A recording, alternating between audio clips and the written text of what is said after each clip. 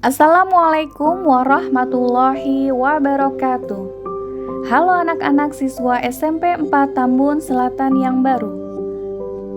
Bagaimana kabar kalian hari ini? Semoga kalian sehat selalu dan selalu dalam lindungan Allah Subhanahu wa Ta'ala. Sebelumnya, Ibu ingin memperkenalkan diri terlebih dahulu. Nama Ibu Niken Wulan Suci. Ibu adalah salah satu guru BK di SMP 4 Tambun Selatan. Ibu ingin mengucapkan selamat datang dan selamat bergabung bersama keluarga besar di SMP 4 Tambun Selatan. Dan kali ini Ibu akan memberikan materi mengenai pembinaan mental dan keagamaan.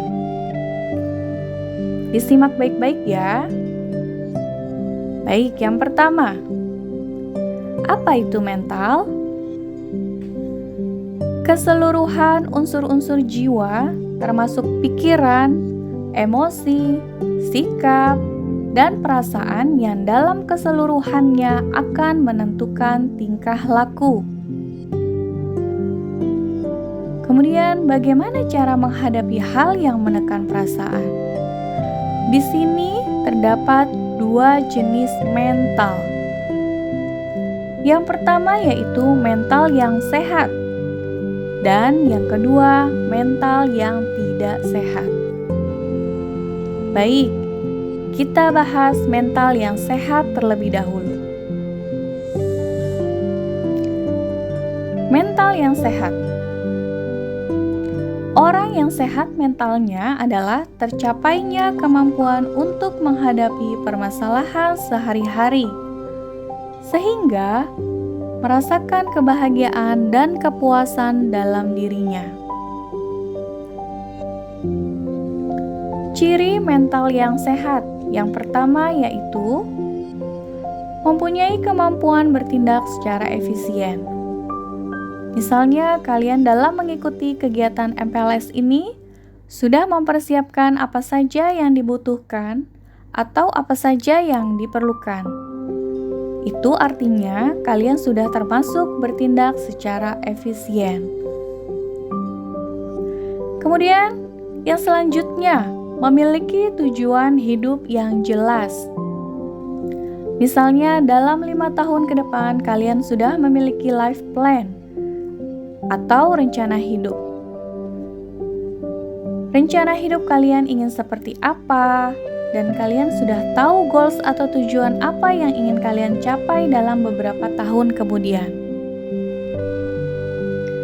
Yang selanjutnya yaitu memiliki konsep diri yang positif. Bu, konsep diri itu apa sih? Konsep diri itu adalah pandangan mengenai diri sendiri. Jadi, kalian bisa melihat kelebihan kalian apa dan kekurangan kalian apa. Kalian bisa fokus terhadap kelebihan kalian untuk menutupi kekurangan yang ada dalam diri kalian. Jadi, kalian tidak hanya fokus terhadap kekurangan kalian saja. Yang demikian itu artinya kalian memiliki konsep diri yang positif. Dan yang terakhir yaitu memiliki koordinasi antara segenap potensi dengan usaha-usahanya. Misalnya kalian sudah tahu potensi yang ada dalam diri kalian. Kemudian kalian ingin mengembangkan potensi-potensi tersebut. Tentunya harus dibarengi dengan usaha yang kuat agar potensi tersebut dapat berkembang lebih baik lagi. Baik, selanjutnya kita akan membahas mental yang tidak sehat. Mental yang tidak sehat. Orang yang termasuk golongan mental yang tidak sehat adalah orang yang merasa terganggu ketentraman hatinya. Hal ini disebabkan karena ketidakmampuan individu dalam menghadapi kenyataan hidup. Kalau misalnya tadi orang dengan mental yang sehat itu merasakan kebahagiaan dan kepuasan dalam dirinya karena merasa sudah mampu menghadapi segala permasalahannya. Nah, kalau orang yang tidak sehat mentalnya ini, biasanya hatinya merasa tidak tentram karena belum mampu menghadapi segala permasalahan dalam dirinya. Gejala-gejalanya dapat kita lihat melalui 3 segi, yaitu gejala-gejala mental yang tidak sehat. Yang pertama dilihat dari segi perasaan. Selalu merasa gelisah, itu karena kurang mampu menyelesaikan masalah-masalah yang dihadapinya. Kemudian, yang kedua dari segi pikiran. Biasanya orang yang mentalnya kurang sehat itu kurang mampu melanjutkan sesuatu yang telah direncanakan sebelumnya, seperti tidak dapat berkonsentrasi dalam melakukan sesuatu pekerjaan, pemalas, pelupa, apatis, dan lain-lain. Dan yang terakhir yaitu dari segi tingkah laku. Tingkah laku yang tidak baik seperti keras kepala, suka berdusta, mencuri, menyakiti orang lain, dan segala perilaku bersifat negatif lainnya. Baiklah, selanjutnya kita akan membahas pembinaan keagamaan. Berbicara tentang mental, maka berbicara juga tentang agama. Karena agama itu merupakan aturan-aturan dalam menjalankan kehidupan manusia. Sehingga orang-orang yang memiliki mental yang baik dan sehat pun juga memiliki nilai-nilai agama yang baik dalam kehidupannya, akan merasakan kedamaian dan ketentraman di kehidupannya. Di sini agar kalian bisa menjauhi hal-hal yang negatif dan perilaku menyimpang, Ibu akan membahas dalam pembinaan agama. Agama akan dibina dalam 4 mental.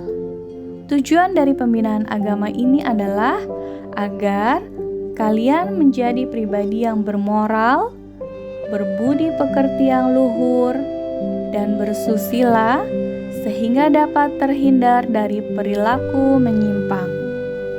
Kemudian memiliki kepribadian yang kuat dan sikap mental yang sehat serta akhlak yang terpuji. Baik, di dalam agama dibina dalam 4 mental. Yang pertama yaitu jiwa ketauladanan. Apabila kita mencontoh sesuatu hal yang tidak baik, maka akan berakibat tidak baik juga ke dalam diri kita. Begitu juga sebaliknya. Apabila kita mencontoh sesuatu hal yang baik, maka diri kita akan mendapat hal yang baik juga. Jadi, kalau kita sebagai umat Islam, terutama yang agamanya Islam, Nabi Muhammad SAW sebagai uswatun hasanah kita, yaitu sebagai tauladan yang baik untuk kita dalam menyelesaikan segala permasalahan dalam kehidupan kita. Apalagi sekarang di tengah pandemi COVID-19 ini, kalian sebagai siswa harus dilatih mentalnya dengan melihat sikap-sikap yang baik seperti apa. Misalnya di dalam lingkungan keluarga, di dalam lingkungan masyarakat, kalian harus pandai memilih teman yang baik. Karena teman yang baik akan memberikan contoh yang baik juga. Itulah yang disebut dengan ketauladanan. Sebagai siswa yang baik, kalian harus memiliki jiwa ketauladanan. Karena itu adalah awal dari kesuksesan.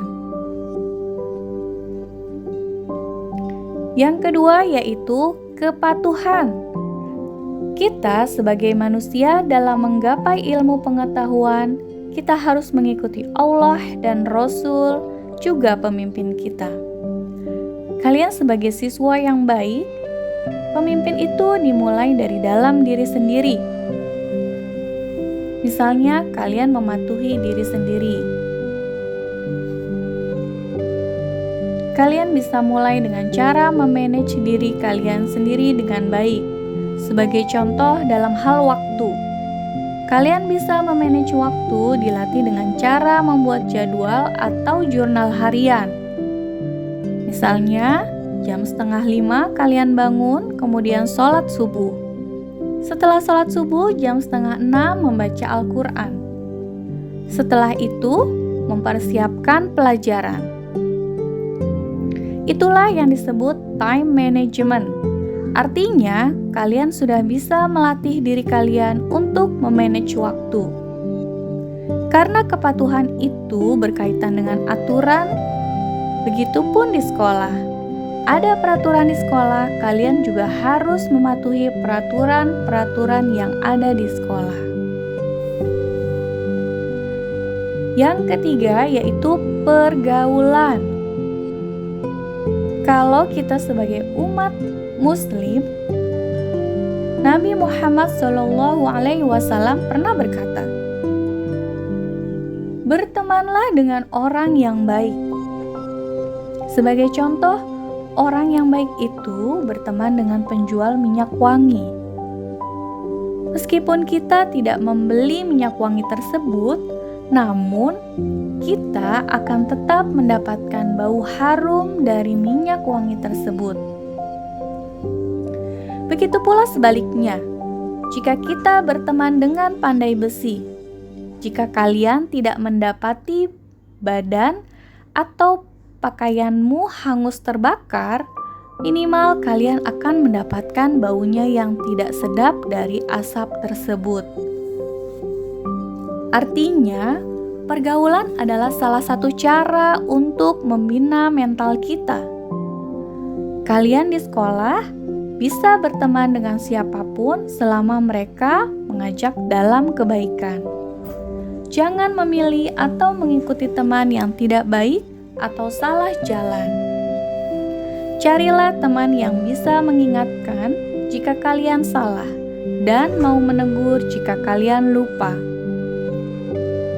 Karena pergaulan itu adalah awal dari kalian untuk meraih kesuksesan di masa depan. Dan yang terakhir yaitu ketaatan dalam menjalankan ibadah. Sebagai umat Islam ataupun agama yang lain pun sama mengajarkan bahwa beribadah itu adalah sumber ketenangan jiwa. Kalau kita menjadikan ibadah itu sebagai sumber ketenangan jiwa, maka kita akan terbiasa taat beribadah kepada Allah.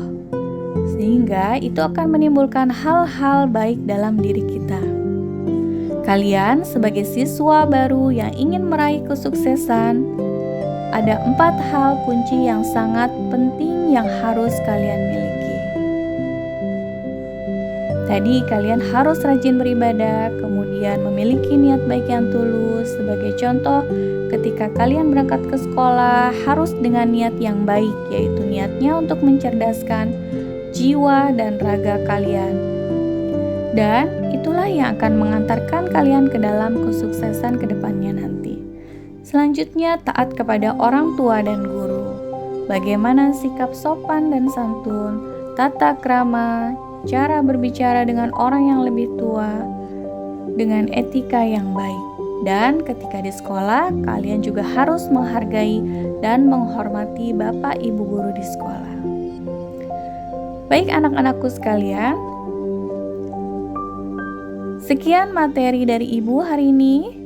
Semoga dapat bermanfaat dan bisa kalian terapkan dalam kehidupan kalian. Sebelumnya, ibu ucapkan terima kasih. Wabillahi taufik wal hidayah. Wassalamualaikum warahmatullahi wabarakatuh.